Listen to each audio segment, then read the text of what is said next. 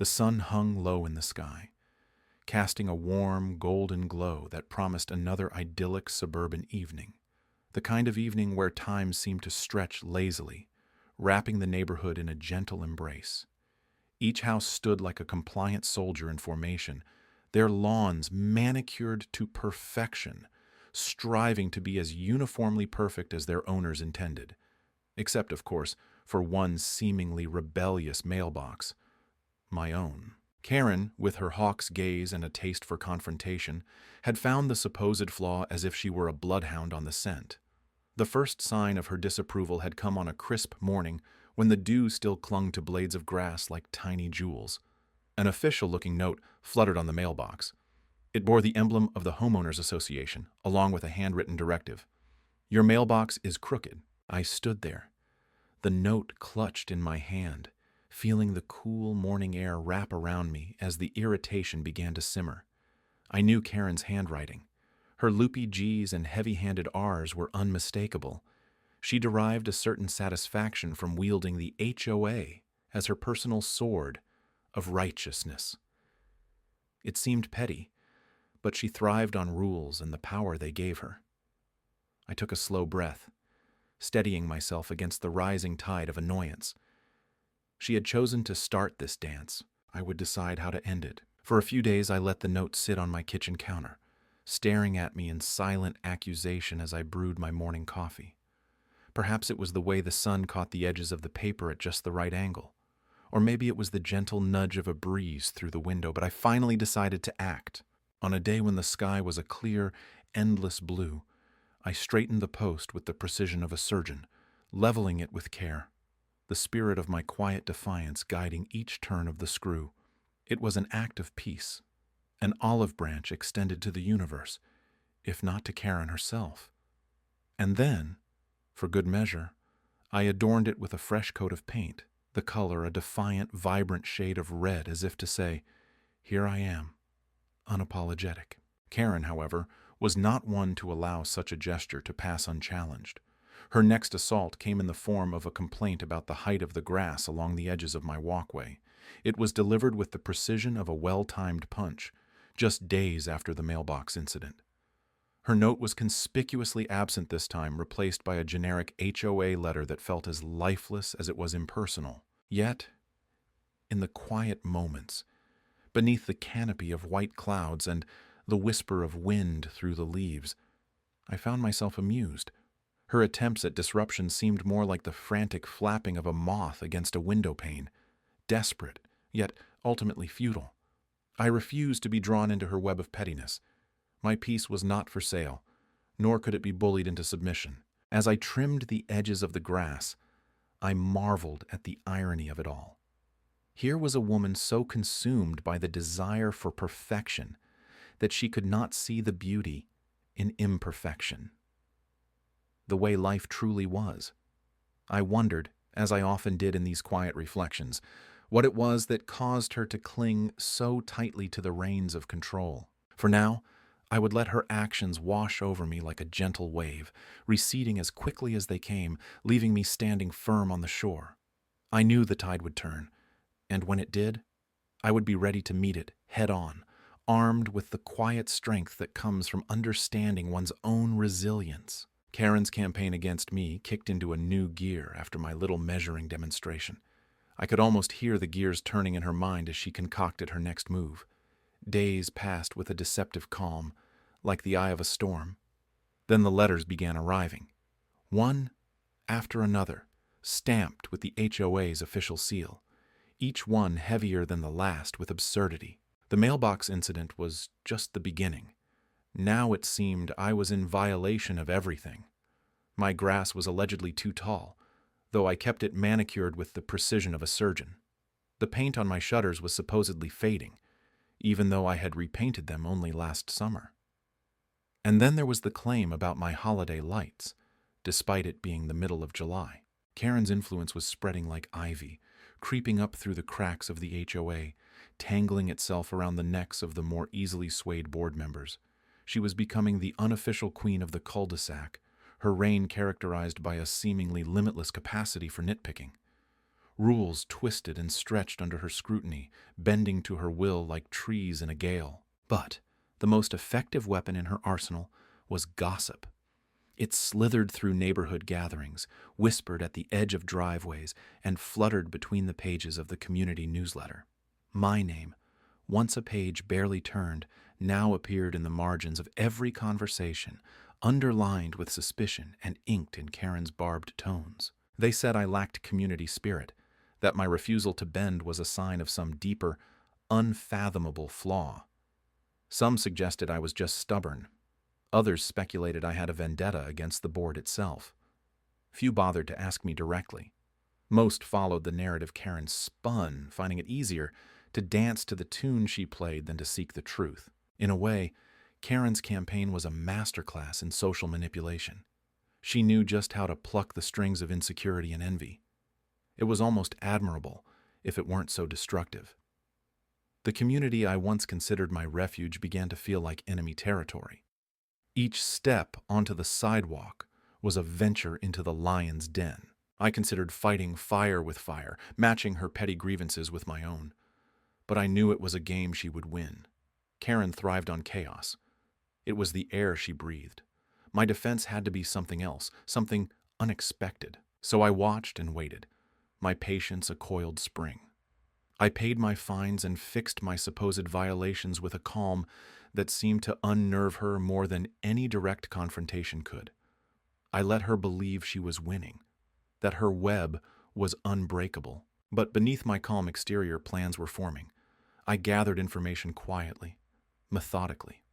I knew Karen's reign was built on a foundation as shaky as the rumors she spread. She was a queen with clay feet, and I had just the question to crack her facade. The next board meeting loomed, promising both a climax and a resolution. I prepared my words carefully, each one a calculated strike. When the moment came, I would be ready. Karen's empire of absurdity would not stand forever. The sun was a pale specter behind a gauze of cloud as I made my way to the monthly HOA meeting, a necessary ritual in the land of suburban ironies. I carried with me a folder, my own arsenal of evidence. The world was still and expectant, the air thick with the anticipation of confrontation, like the charged pause before a summer storm. Karen had taken to patrolling the neighborhood with the precision of a self-appointed warden, casting judgment with the same nonchalance as she cast gossip. My mailbox had been her latest victim, its supposed crookedness a sin too grievous to overlook. Her complaint had shifted the HOA's attention to my property, a spotlight unwanted and unwarranted. But this time, I was ready. I arrived at the community center, a squat building with beige walls and a roof that seemed perpetually in need of repair. The meeting room was lined with folding chairs, each one a silent witness to the pettiness that often unfolded within these walls. The board members were already seated, their expressions a mix of interest and boredom, eager to see which neighbor would be the subject of this month's drama. Karen sat across the room, her posture erect, her eyes scanning like a hawk's. She was a picture of self-righteousness, each glance a silent accusation. Her smile, a thin, sharp line, spoke volumes of her certainty in the righteousness of her cause. When my turn came, I rose with deliberate calm, the folder tucked under my arm like a shield. I approached the board, the room holding its breath in quiet anticipation. I placed the folder on the table, letting the action speak louder than any words could. Documented evidence lay within. Photographs, notes, and, most importantly, measurements. Measurements of her own mailbox taken with meticulous care. An uneven base, a tilt more pronounced than my own alleged misalignment. The irony was not lost on me, a subtle counterstrike in this ongoing suburban skirmish. I let the board members leaf through the folder, their faces shifting from mild disinterest to keen attention as they absorbed the contents. The silence in the room seemed to deepen, a tangible thing, charged with the weight of unsaid revelations. Karen's eyes darkened as the magnitude of my counter became clear. Her certainty, once a fortress, began to crumble at the edges, doubt seeping in like water through a crack. She shifted in her seat, a small betrayal of her composure. There was a tension in the air, a fragile thing that could snap with the slightest provocation. My heart beat a steady rhythm, a drum of quiet triumph. The board, caught in a rare moment of introspection, nodded in quiet understanding. The evidence spoke for itself, a testament to the silent battles that raged beneath the veneer of suburban life. The meeting continued, the topic shifting, but the undercurrent of change was palpable. I returned to my seat, the folder clasped firmly in my hand, a quiet victory in the unending saga of neighborhood politics. Across the room, Karen sat, her composure a facade, her eyes avoiding mine. As the meeting drew to a close, I felt a sense of calm, a quiet satisfaction. In the purgatory of suburban warfare, small victories were monumental. And today, I had measured more than just a mailbox. I had measured the very limits of tolerance and found them wanting. The room was silent after my little performance with the measuring tape. Eyes flickered from Karen to me, back to the tape, and then to her mailbox. It was as if the entire neighborhood had collectively realized we were all trapped in the same play, and I had just delivered the unexpected twist. Karen's face was a shade of crimson, usually reserved for ripe tomatoes or particularly embarrassed sunsets. Her carefully constructed facade now showed fine cracks, like porcelain under strain. A small, almost imperceptible twitch played at the corner of her mouth. The kind of twitch that might precede a storm. I stood there, feeling the weight of the board's gaze, the silent judgment of the audience. The board members shuffled papers, their authority suddenly less solid, less intimidating. Nothing like the scent of doubt to weaken resolve. Our neighbors, once distant shadows in the narrative of this suburban theater, now leaned in slightly. Human nature, ever curious about the unraveling of things. Perhaps they had all felt the sting of Karen's scrutiny, each one wondering, perhaps, if their garden gnome was too gauche or if their holiday lights lingered a week too long. The afternoon sun invaded the room through the wide bay windows, casting long, slanting shadows that seemed to stretch between us like an unspoken promise of consequences. I let the silence breathe, let it expand, filling the space. I wanted Karen to stew in it. My own mailbox had been a battle, a ridiculous skirmish in the grand tapestry of life, sure, but every one of these small battles shapes the landscape. Karen had chosen her war. Now the balance had shifted. I had become a collector of tales, each neighbor slowly revealing their own encounters, like tributaries feeding into a river. Everyone had a story, and each narrative twisted around the same antagonist. There was a certain power in numbers, an unspoken understanding that we were more alike than different. All along, Karen had seen herself as the protagonist, the enforcer of standards, but perhaps she had misjudged her role. Karen turned, slowly, deliberately, to face me. The room held its collective breath. Her eyes, usually hard and calculating, seemed to search for something, some semblance of control, a foothold in this rapidly shifting landscape. There was power in watching her falter. You think this changes anything? Her voice, calm, yet edged with a quiver, only perceptible if you listened closely enough. A single statement, but it carried the weight of an empire trembling. I let the words hang, undecided whether to engage or let her struggle with her own demons. The board members exchanged glances. The chairman, a man who had led this neighborhood with a steady hand for years, coughed lightly into his fist, a subtle signal, an attempt to regain control. Karen's reign, her influence, had always been more fragile than she realized, more a carefully curated perception than an actual truth. I nodded, almost imperceptibly, a silent acknowledgement of her question, yet leaving its answer floating somewhere in the ether. Let her interpret it as she would. The board's response was slow, deliberate. They would deliberate, they said. Consider the implications. Perhaps it was time for a review. The meeting adjourned, leaving behind a tension that felt almost tangible. Neighbors shuffled out, the air heavy with unspoken thoughts and whispered possibilities. The meeting room's air felt thick, not with humidity or heat, but with anticipation and the unspoken tension that curled around each of us like a serpent ready to strike. The long conference table, draped in its mundane beige, served as the battlefield where neighborhood grumbles were magnified into crises. Today, though, the stakes were different. They were personal. Karen sat across from me, her posture rigid, her fingers tapping a nervous rhythm against the wooden armrest of her chair. Her eyes, usually darting like a hawk's, seemed fixed on the far wall, avoiding the truth seated before her. It was almost time.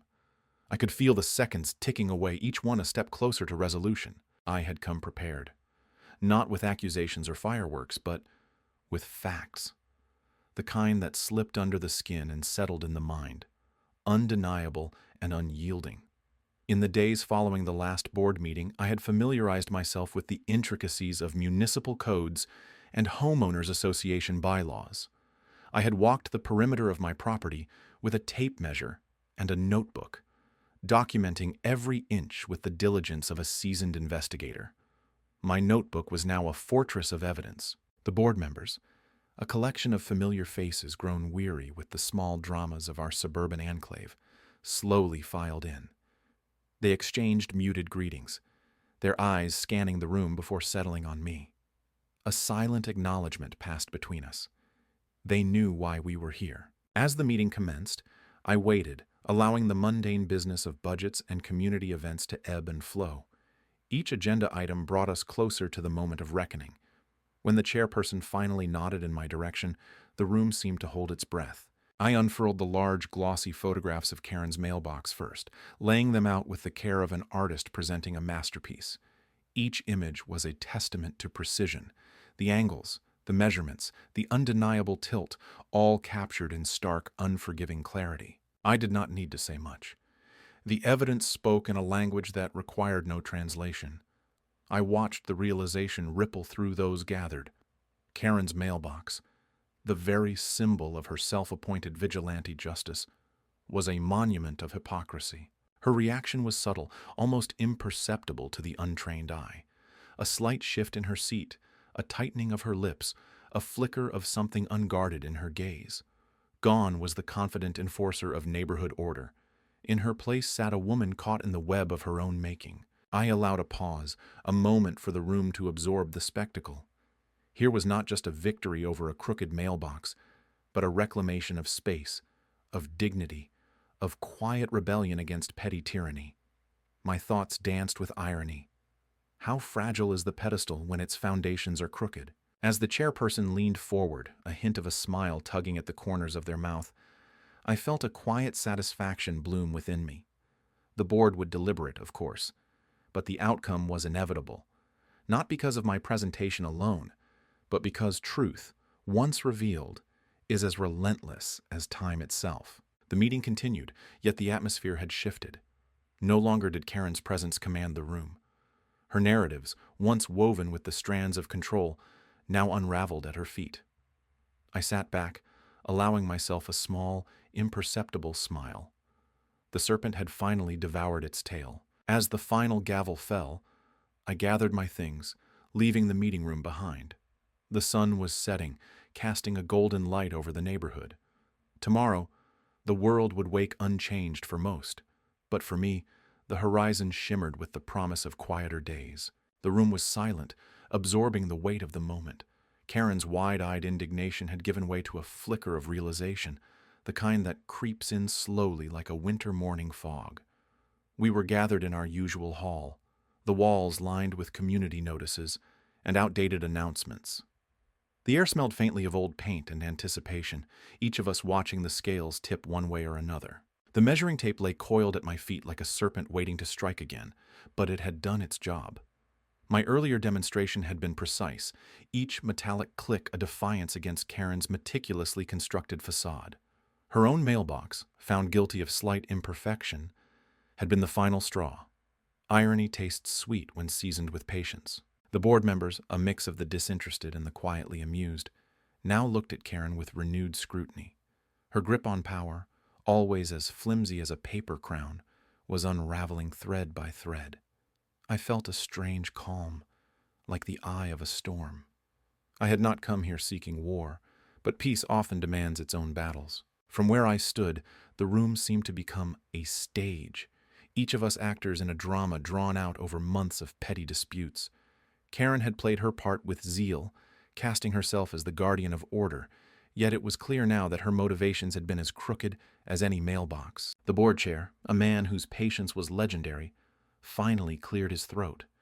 His eyes held the weariness of 1,000 HOA meetings. Yet, there was something new there. Resolve. He spoke of fairness, community, and the need to move forward.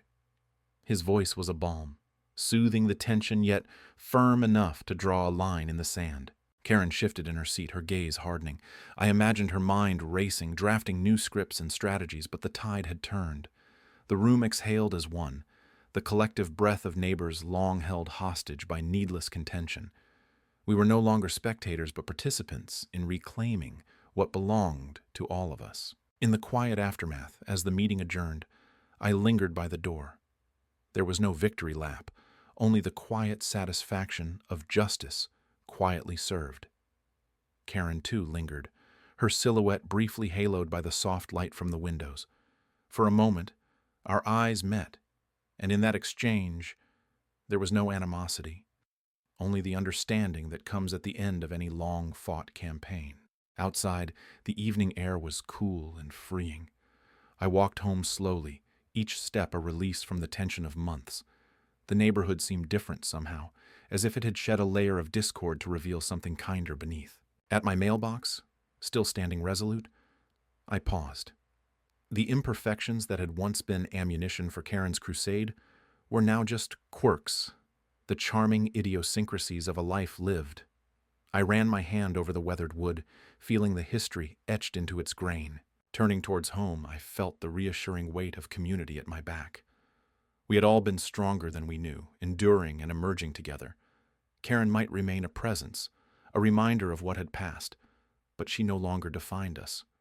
We were a mosaic of stories, each one adding to the tapestry of this place we called home. And finally, it felt like home again.